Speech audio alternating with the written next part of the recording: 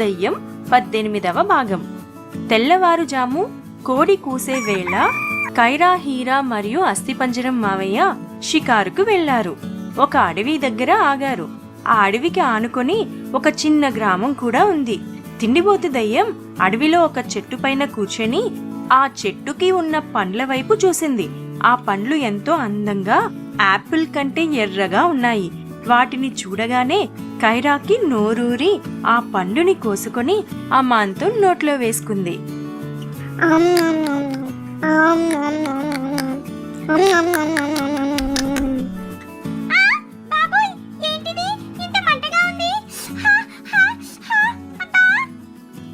అందుకే కళ్ళకు కనిపించినవన్నీ తినకూడదు.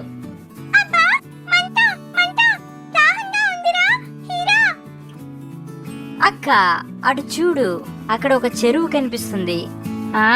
పదండి వెళ్దాం. కైరా తిన్న పండు ఎంత ఘాటుగా ఉందో ఏమో గాని నోరు మండి దాహంతో పక్కనే ఉన్న చెరువులో నీళ్లు తాగడానికి వెళ్ళింది. బాగా నోరు తెరిచి చెరువులో నీళ్లన్నిటినీ గటగటా తాగేసింది.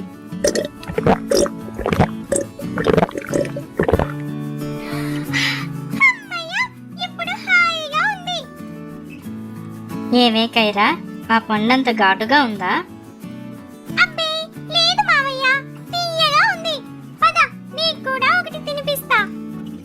ఇంతలో పక్క గ్రామంలో నివసిస్తున్న కొంతమంది ఆడవాళ్లు తలపై బిందులతో చెరువు వద్దకు వచ్చారు.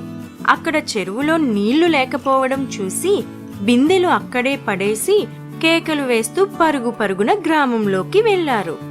ఏమే, నీకు దాహం వేస్తే చెరువు నీళ్లు ఖాళీ అయిపోయాయి. పాపం ఆ గ్రామం వాళ్ళకి నీళ్లు లేకుండా పోయాయి.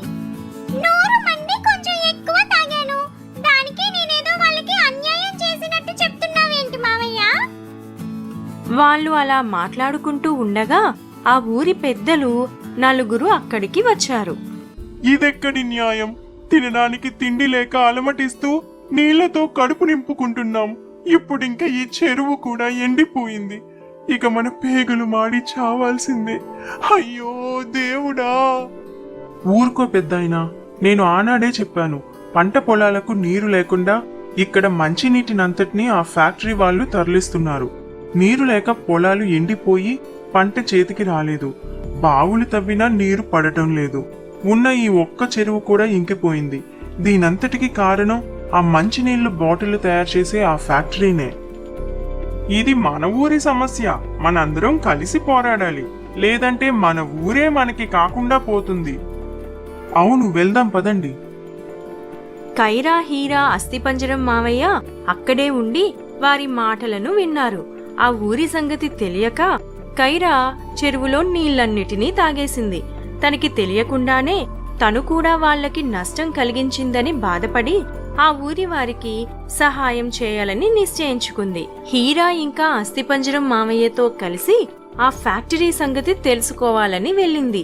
అక్కడ అప్పటికే ఆ ఊరి పెద్ద మనుషులు ఆ ఫ్యాక్టరీ యజమానితో మాట్లాడుతూ ఉన్నారు. కైరా, హీరాలు వారికి కనబడకుండా దాక్కొని వారి మాటలు వింటున్నారు. అయ్యా, మీరెంతో గొప్పవారు. 2 ఏళ్ల క్రితం మా గ్రామం ఎంతో సస్యశ్యామలంగా ఉండేది. తమరు ఈ ఫ్యాక్టరీ ప్రారంభించి భూమిలో మంచి నీటినంతటిని 100 అడుగుల లోతుకి తవ్వి మరీ లాక్కుంటున్నారు. మేము శ్రమపడి ఎంత లోతు తవ్వినా మాకు చుక్క నీరు కూడా రావటం లేదు. అంత కష్టపడి ఇక్కడ ఉండడం దేనికి? నేను ముందే చెప్పాను, తలా 1 లక్ష ఇస్తాను ఊరు ఖాళీ చేసి వెళ్ళమని. ఇప్పటికైనా మీ మనసు మార్చుకుని ఊరు వదిలి వెళ్ళిపోండి. మేమెందుకు వెళ్ళాలి? మా తాతలు, మా పిల్లలు అందరూ ఇక్కడే పుట్టారు, ఇక్కడే పెరిగారు. ఇది మా ఊరు. ఇక్కడ నుండి వెళ్లేదే లేదు. వెళ్ళక ఏం చేస్తావు? ఎక్కడి నుండి తెస్తావు నీరు? నేను తవ్విన దానికంటే ఎక్కువ తవ్వగలవా? తవ్వి ఆ నీటితో వ్యవసాయం చేయగలవా? అవును, వ్యవసాయమే చేస్తాం. అదే మమ్మల్ని నడిపిస్తుంది. వ్యవసాయమా? నీరు లేకపోతే వ్యవసాయం ఎలా చేస్తావు? సరే, అయితే నీకు ఒక అవకాశం ఇస్తాను. 1 ఏడాది మీకు గడువు. మీరు నిజంగానే పంట పండిస్తే నా ఫ్యాక్టరీని మూసేస్తా. లేకపోతే మీరు ఊరు ఖాళీ చేసి వెళ్ళిపోవాలి. ఆ ఊరి పెద్దలు ఆ ఫ్యాక్టరీ యజమానితో ఆ విధంగా ఒప్పందం చేసుకున్నారు. కైరా హీరా ఇంకా వాళ్ళ మామయ్య వాళ్ళ మాటలు విని ఈ విధంగా అనుకున్నారు. నా వల్ల ఈ ఊరి ప్రజలు కొంచెమే నష్టపోయారు, కానీ ఈ ఫ్యాక్టరీ వల్ల సొంత ఊరినే కోల్పోతున్నారు. ఆ చెరువులో నీళ్లు ఎంత రుచిగా ఉన్నాయో, నా దాహం తీర్చిన ఆ చెరువును, ఈ ఊరిని, ఈ ప్రజలను, ఈ ఫ్యాక్టరీని, వాణ్ణి అందరినీ దత్తత తీసుకుంటున్నాను. వదలను. ఈ సమస్య తీరే వరకు ఈ ఊరిని, ఏ ఒక్కరిని వదలను. నువ్వొక్కదానివే కాదక్క, నీకు తోడుగా నేనుంటా. మరి నేను వద్దా? నేను ఉంటా. మన వాళ్ళకు కూడా కబురు పెడతా. పదండి, రంగంలోకి దిగుదాం. కైరాకి తోడుగా తన స్నేహితులు కూడా వచ్చారు. ఆ ఊరివారు వారి ప్రయత్నంగా బావిని తవ్వడం మొదలుపెట్టారు. రోజంతా వాళ్ళు తవ్వుతూనే ఉన్నారు. అసలే ఆహారం లేక నీరసించి ఉన్నాం. ఇది మన వల్ల అవుతుందా?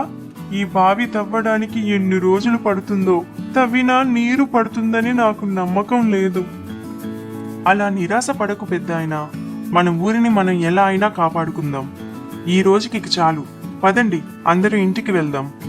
అలా సాయంకాలం కాగానే అందరూ వారి ఇళ్లకు వెళ్లారు. అప్పుడు కైరా హీరా మరియు మిగిలిన దయ్యాలు అక్కడకు చేరాయి. పాపం, వీళ్ళు రోజంతా కష్టపడి ఇంత చిన్న గొయ్యి తవ్వారా? మరేంటనుకున్నావు వ్యవసాయం అంటే? మాటలా? వాళ్ళంతా కష్టపడితేనే మనం ఇష్టంగా తింటాం. ఒరే బండా, క్షణంలో నీళ్లు తెప్పించే మార్గం చెప్తా, ఇలా రా. ఇదిగో ఆ చెట్టు పైకెక్కి గోతిలోకి దూకేయ్. వద్దురా హీరో, నేను దూకితే భూగోళమే బద్దలవుతుంది. నువ్వే దూకు. సరే అయితే కాసుకోరా మావా. హయ్యా!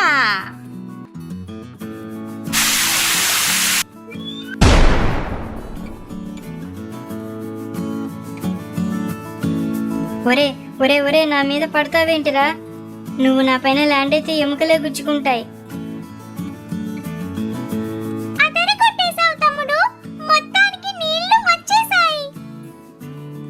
మరి నేనెవ్వరు? Hero, super hero. నేను దూకితే వచ్చింది నీరు, ఇక దూరం అవుతుంది మీ కన్నీరు. మరుసటి రోజు ఆ గ్రామం వారు వచ్చి చూసేసరికే అక్కడ బావి లోతున తవ్వి నీటితో నిండి ఉంది. అది చూసిన వారు సంభ్రమాశ్చర్యాలకి గురయ్యారు. ఆ దేవుడే వచ్చి వారి కోసం నీరు ప్రసాదించాడని సంతోషించారు. ఇక ఆ నీటితో భూమిని తడిపి దున్నటం మొదలుపెట్టారు. అప్పటికే ఆహారం లేక నీరసించిన వారి శరీరాలు ఎక్కువ శ్రమను ఓర్చుకోలేకపోయాయి. చాలా కొద్దిగా భాగం భూమిని దున్ని వెళ్లిపోయారు. ఇక రాత్రి కాగానే పగలంతా కష్టపడ్డారు గాని ఈ భూమిలో కొద్దిగా మార్పు కూడా రాలేదేంటి? మరి వ్యవసాయం అంటే ఒక్క రోజులో అయ్యే పనా? భూమిని దున్నాలి, తడపాలి, విత్తు విత్తాలి, మొక్కలు మొలవాలి, పైరు పండాలి, పంట చేతికి రావాలి. అలా చెప్పడం తేలికే, చేయడం చాలా కష్టం. వేసిన పంటకు నీరు కావాలి, వాతావరణం అనుకూలంగా ఉండాలి. పంటను పాడు చేయకుండా పురుగుల నుండి, చీడ నుండి రక్షణ కల్పించి కన్నబిడ్డ కంటే ఎక్కువగా సాకాలి. అంత కష్టపడి వ్యవసాయం చేసే రైతులకు అది కష్టం కాదు, ఇష్టం. వారికి పండించడం ఇష్టం, మన కడుపులు నింపడం ఇష్టం. అలాంటి వారి కడుపుకే ఆహారం లేకపోతే ఇంకా వాళ్ళు ఎలా కష్టపడతారు? నాకు వ్యవసాయం నేర్పిస్తావా? నువ్వు ఏడాదికి పండించిన పంట ఒక్క పూటలో మింగేస్తావు. సర్లే, పద నేర్పిస్తా.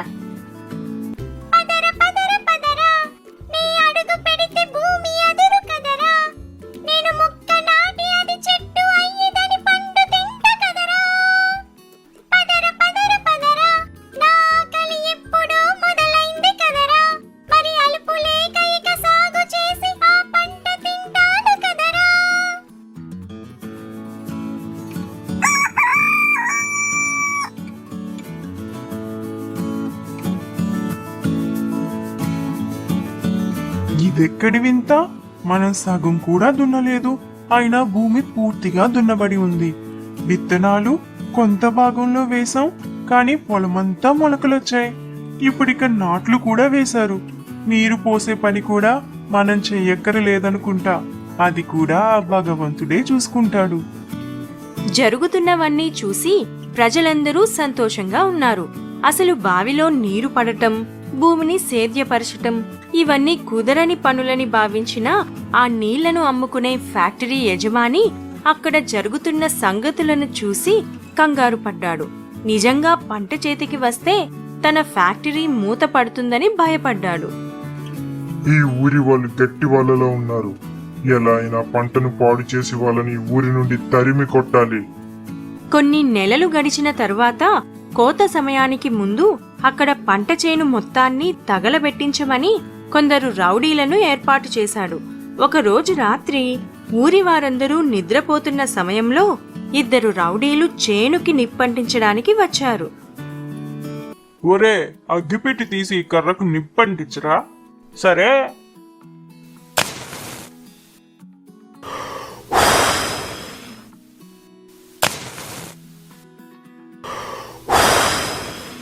ఏరా, ఎలగించమంటే నసుగుతున్నావు? ఎలగి.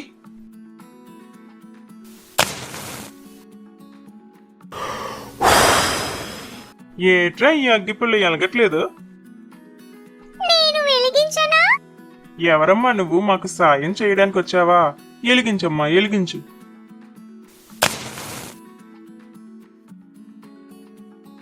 అయ్యో, మళ్ళీ ఆరిపోయింది.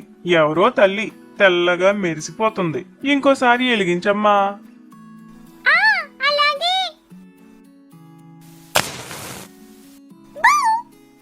అయ్య బాబోయ్, అది దయ్యం రా, పారిపోరా.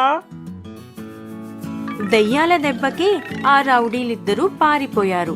ఆ రౌడీలు ఆ ఫ్యాక్టరీ యజమానికి విషయం మొత్తం చెప్పి భయపడి ఇంకా పని చెయ్యమని అక్కడి నుండి వెళ్లిపోయారు. ఏడాది తిరగకముందే పంట చేతికి వచ్చింది. వారు పెట్టుకున్న ఒప్పందంలో ఆ ఊరివారే గెలిచారు. ఆ ఫ్యాక్టరీని మూయవలసిందిగా ఆ యజమానిని అడిగారు. నేనెందుకు నా ఫ్యాక్టరీని ముయ్యాలి? మన ఒప్పందం గురించి రాతపత్రాలు లేవు, సాక్షులు కూడా లేరు. వట్టి మాటలు ఏం చల్లవు. అయినా నా ఫ్యాక్టరీ వల్ల మీ పంటలు పాడవడం లేదని రుజువైంది కదా. మీరే స్వయంగా పండించి చూపించారు. మరింక నా ఫ్యాక్టరీని ఎవ్వరూ మోయించలేరు. ఇప్పుడు కాకపోయినా ఎప్పటికైనా ఇక్కడ వ్యవసాయానికి ఇది ఆటంకమే. భూగర్భ నీరంతటిని తమరే తవ్వి తీస్తే ఇక తరువాత తరాల గతి ఏంటి? అవన్నీ నాకు అనవసరం. కోట్లల్లో వస్తున్న లాభాన్ని నేను వదులుకోవాలా? వీళ్ళందరినీ బయటికి గెంటేయండి. ఆ మాటలు విన్న ఊరి జనం గుండెల్లో దుఃఖం ఏరులై పారింది. అవన్నీ చూసిన కైరా రంగంలోకి దిగింది. ఎంతో కష్టమైన వ్యవసాయమే చేసిన కైరాకు ఆ ఫ్యాక్టరీని మూయించి ఆ యజమానిని తరిమి కొట్టడం ఒక లెక్క చెప్పండి. ఆ తర్వాత ఏం జరిగిందో చెప్పకపోయినా మీకు అర్థమవుతుందని నాకు తెలుసు. మొత్తానికి ఆ ఫ్యాక్టరీ మూతపడి ఆ ఊరివారు సంతోషంగా పాడి పంటలతో సుఖశాంతులతో జీవించసాగారు. మరి దెయ్యాలే వ్యవసాయ విలువను తెలుసుకున్నాయి. మనుషులుగా మనం ఇంకెంత ఆలోచించాలో కదా. ఇలాంటి మరెన్నో అద్భుతమైన కథలతో మనం మళ్ళీ కలుసుకుందాం.